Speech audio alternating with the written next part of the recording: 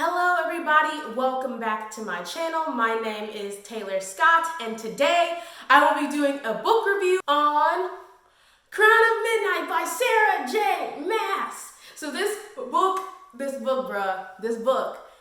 is the second book in the Throne of Glass series. If you haven't seen my first book review, I'm gonna link it somewhere up there. You need to watch it, and you need to read this book. Mind you, I started this book at 11 p.m. one night.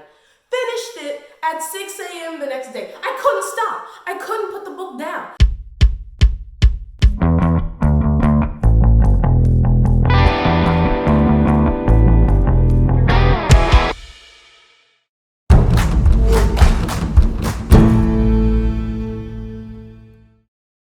Recap, because this book is crazy. In 3, 2, 1. Selena is on an assignment to kill Lord Neral. Her next assignment is to kill Archer because he is associated with a brewing rebellion against the king. And we find out that she hasn't actually killed anyone the king has assigned her to kill. Lord Roland arrives at the court. Selena follows Archer to try to find out why the king would think that Archer is involved in these ploys. So Selena also encounters a cloaked figure on her way to the library, and the eye of Elena burns. Then Elena tells Selena she must discover the king's powers and his plans. So then Selena visits Calton in prison, and Selena goes to dinner with Archer and then offers him the same ultimatum. But additionally, she wants any information that he knows about these planned rebellions. Then we find out these people want to install Aelin Galathenus on the Terrasen throne because she is the lost heir, okay? So Selena is trying to find out what's hidden in the secret library. But then Dorian realizes that he has magic. Then Bubble Yellowlegs, a witch, arrives with the rest of the carnival and she answers both Dorian and Selena's questions. Selena and Kale are official! They're official! Kale gets kidnapped. Nehemia is dead. Selena only confides in Dorian after everything that's happened. We finally get the word gates and word keys information. Dorian and Selena have to escape the evils that they found and then they let out that creature in the cloak that's been in the library. Dorian and Kale have to go save Selena because she just unleashed a beast from the portal because she's been fighting with Archer because Archer has admitted that he's killed Nehemia. Whoa. Selena finally tells Kale everything about since she's arrived, plus the fact that she is Fae. King mentions an uprising in Calcutta. Selena charges Kale with the task to find the word keys and stop the king. And Kale realizes that Selena is Aelin, the lost heir. The lost heir, bruh!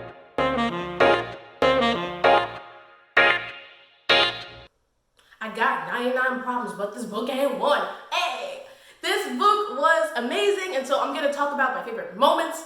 And this may sound like I'm talking about the entire book because it was that good. So let's get into it. Okay, so when Selena is first coming back from killing Lord Neral, and she's walking in, she's strutting, because she's a boss, bruh. She's a boss. And she's like, I outrank most of the people in the castle. I'm like, period. Yes, you do. Let them know. I was so happy for her. I was so proud. Next. Oh my gosh. Her relationship with Kale is the greatest thing known to mankind, and I love them, okay? This whole love triangle thing has been squashed, and we know who she's with, and she's supposed to be with Kale, okay? Oh my gosh, the relationship is amazing, okay? I ship this relationship to the Earth's end, which may be soon with all the things happening, but I love them so much. Oh my gosh. He cares so much for her, especially when she's on all these missions to, be an assassin and kill people. And he's always so concerned for her. And he's like, I'm always gonna worry because I care about you. And I was like, ooh, he cares about her. That's so sweet. And then when they confide in each other about their past loves, Selena tells him about Sam, and Kale tells her about Lithian. And also, Lithian girl, you're lost. You crazy.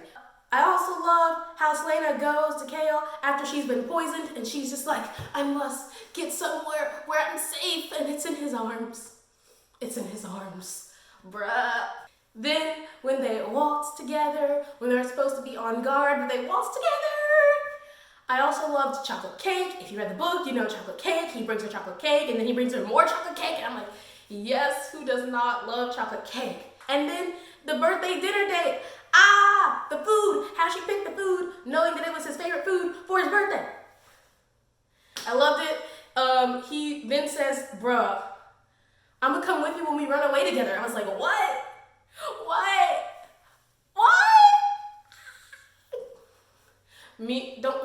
Forgive me, fangirling over here.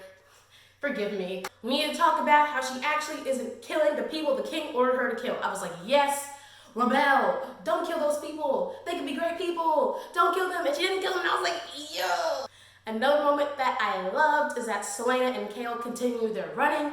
And the fact is that when they finish their run, a bunch of girls, like all dressed up, are like lining the pathway because they want to see Kale because he's like running and sweaty. I was like, that's hilarious. That's so funny. We meet a new character. This character is amazing and I love him. We meet Mort, okay? Mort is iconic and he's the doorknob. And when Selena's like, oh, my name is Selena Arthothian. And he's like, and I was like, oh my gosh, now I'm thinking about it. Was that a foreshadowing clue that that actually wasn't her name?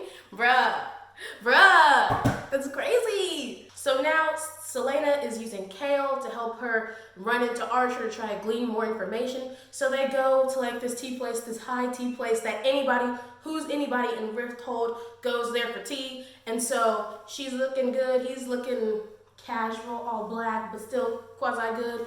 And they plan to accidentally run into Archer. And the fact that they're like, oh, bump. And she's like, oh my gosh, Archer, crazy running into you. And then Archer's like, Lena? Lena, is that you? And Archer's like, Lena. Kale was pressed. Okay, I like this moment because this moment is juicy. Okay, so this is after they are waltzing and Dorian saw them and Dorian's just exiting, you know, and Selena's like, yo, bruh, you need to watch out for Roland. And he's like, oh, why? Because you think he's gonna manipulate me? Maybe like someone else did when they got into the castle? And she's like, and she snots at him, and she's like, excuse me, no, you're just an entitled prince, and because you didn't get one thing after you've had everything, now you want to be bitter. I was like, ooh, tea, juicy tea. I love it, Selena. Yes, Selena was just so much more sassy and like packed with fire, bruh. She was the Selena I always wanted. And I love her. I love her. I love the series. In fact, I love the series so much, I bought the series. The series will be here soon, and I'll actually have the hard covers to hold, so I won't have to keep editing the picture in. I'm gonna have the hard covers to hold. Oh, can you believe that? Back on track, and I'm gonna talk about how Selena is a woman's woman, okay? She doesn't care if you've been a terrible person to her. If she sees that another woman or another human being, in fact, is suffering, she will do her best to provide comfort, okay? So when Selena goes to see Calton and realizes that Calton is literally in this prison and she's freezing because it's winter, there's nothing for her to be warm, and that the guards are being negligent, Selena gives Calton the cloak off her back and then tells Kale, yo, you need to straighten out these guards because they're trash. And I was like, wow, that's amazing. And also, I love this moment. Nehemia is talking about dream courts. Courts where people were there not because of willingness to make the king happy, but because they had the right stuff, bro, okay? They actually had morals and they were good people and they were able to build amazing kingdoms. And I was like, wow, one can dream. When she goes to see Archer, she's wearing a red dress and oh, it's a freakum dress on. Oh, she looks great. Oh, she looks great. My next favorite moment is when Dorian realizes that he has magic. Oh, yes, magic. Okay, so the first thing was when he wakes up and he looks back to where he was sleeping on the couch and he sees a ring of frost. I was like, oh, magic? Maybe? And then Nehemia goes up to him at that waltz and she touches his chest and all the girls are like, oh, and she's like, there is something sleeping in you. And when it wakes up, come to me and I shall help. And he says, the eye opens. And I was like, it's magic. When Dorian is at the King's Council meeting and they're trying to expand Calcutta to hold more slaves because they don't already have enough and they don't want to actually pay for labor, And Dorian's like, no, I refuse. And he storms out, and then he punches the wall. And then the window next to the wall explodes, and then things are supposed to come shining on him. But they don't. You know why? Because they fall around him in a perfect circle. Why? Because his magic, his freaking magic, protected him. Oh, magic! And then when Dorian uses his magic to stop Selena from killing Kale, I was like, yes! Okay, Selena's about to just stab him, and Dorian was like, and he throws a knife, and I was like, yes! Yes! I love how Rest is playing a bigger part in the series. We may not see more of him because now Selena is no longer in Rifthold, but I just loved he was there more. Like the fact when Selena was poisoned and Rest had to help her because Rest was one of the only guards that Kale trusted, or also how we're sitting at the table before we hear Reyna sing, and he's talking about gossip, and I'm just like, Rest, you're amazing. I wish you were my friend.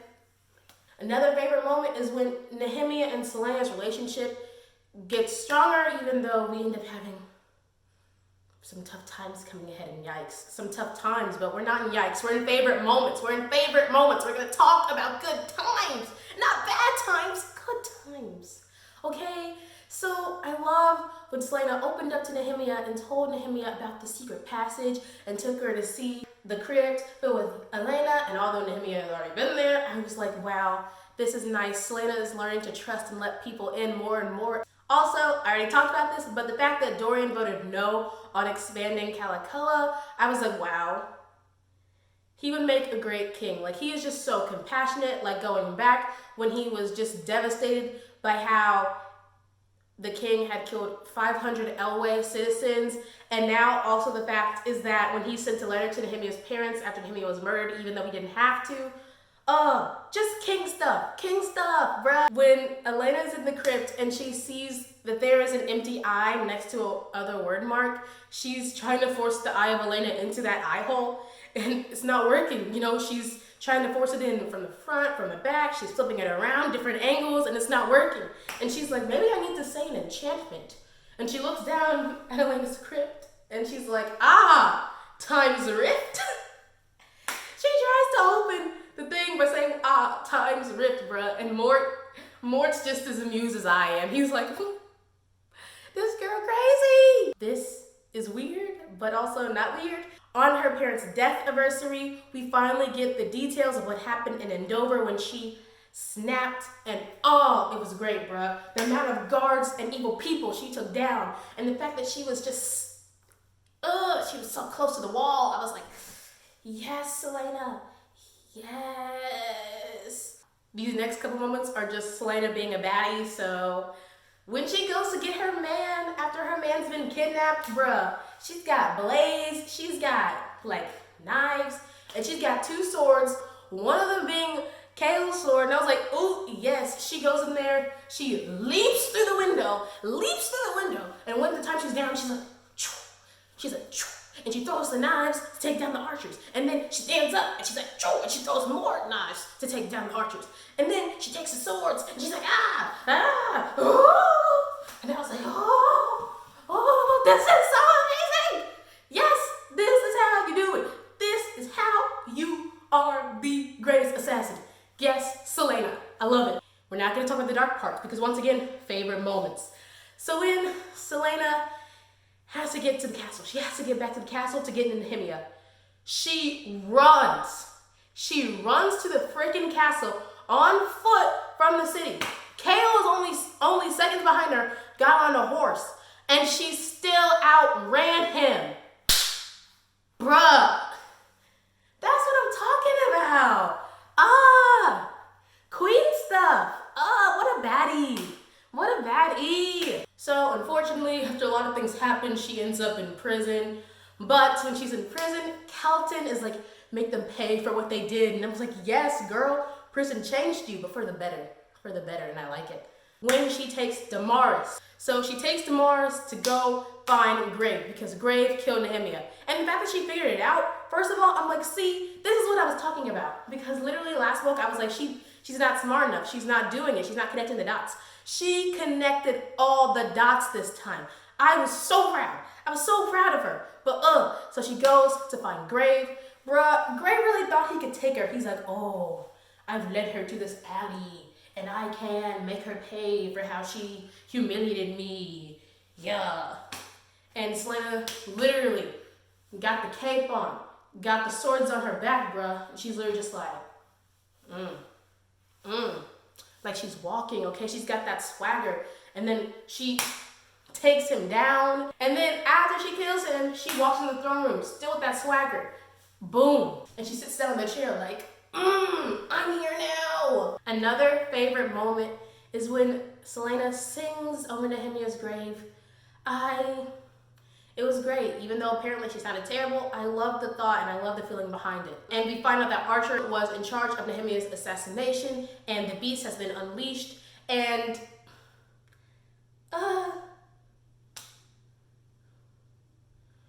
Kale goes into the portal because Fleetfoot went into the portal, and Kale goes to say Fleetfoot because Fleetfoot means so much to Selena.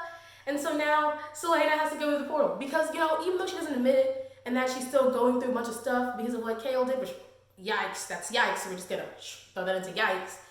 She still cares, bruh. So she leaps through the portal, and because that portal has magic, she finally transforms into her Fae self. Selena is Fae. She's freaking Fae. Whoa. And then after all that commences, she promises when she goes back to Nehemiah's grave, she promises that she will free Elway. And I'm just like, yes, you will. And at the end of the book, she's talking to Kale before she leaves. She tells him all this information about how to find the word keys, and the word keys are going to open the word gate, and how he has to stop the king from his evil. She gives him the Eye of Elena. The Eye of Elena, guys. The Eye of Elena. And she tells Kale this date. The date her parents were killed.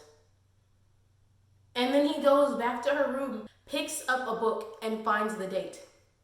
And then he realizes that she is Eowyn, the heir to the Terrasen throne, and that he just sent her into her strongest allies. And that's where the book ends. And that's where the book ends, and that's why I'm reading the next one now. I'm reading it immediately as soon as I get it, which is gonna be soon. I'm reading it. Mark my words, it's getting read.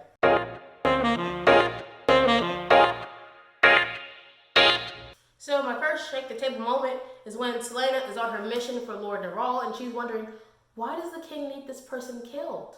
And I was like, wow. Isn't this indicative of how people with so much power that they have enemies, that their enemies know so much about them that they can kill them? Like, that's just so indicative of like people with power, that they can have people killed because they don't like them, because they're ruining the person in power's plans. That's crazy. And her rebellion that she didn't, that was even crazier. Like, yes, I loved it.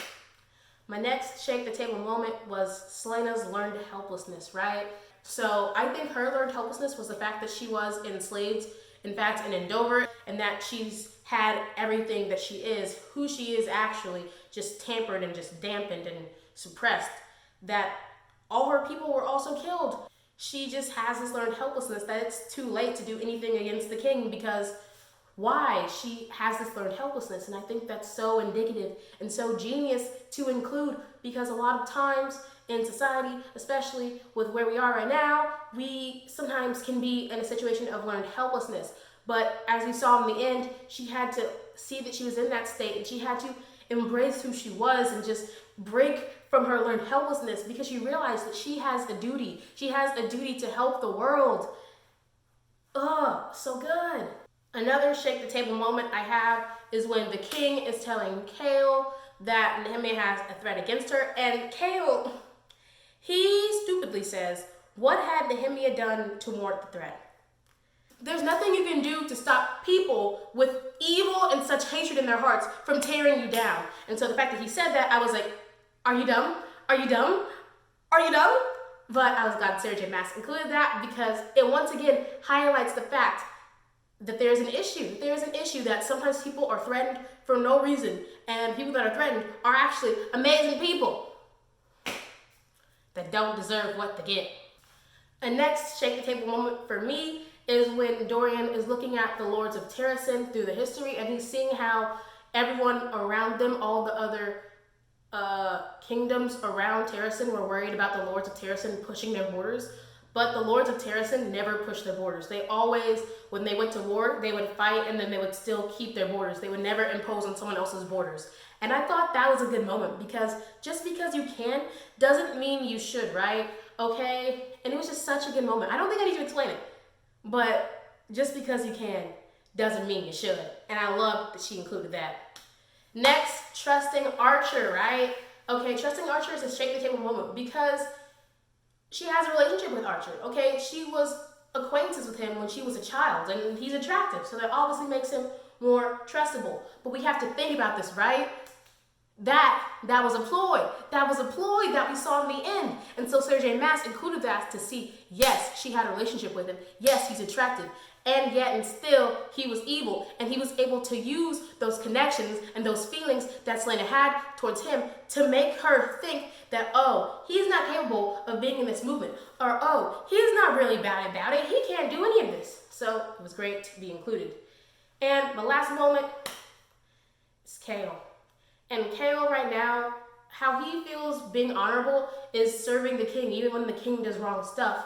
And so now we're seeing that he's having a Zuko moment, okay? He's grappling with what's right. He's grappling with how to actually be honorable. And his devotion to the king is sometimes blinding him. And I think it was really important for Sarah J. Maas to include that, right? Because sometimes in situations, you're devoted to someone and you're devoted to a cause, but sometimes you realize that actually isn't something you should be supporting. And I was really happy that Sarah J. Maas included that.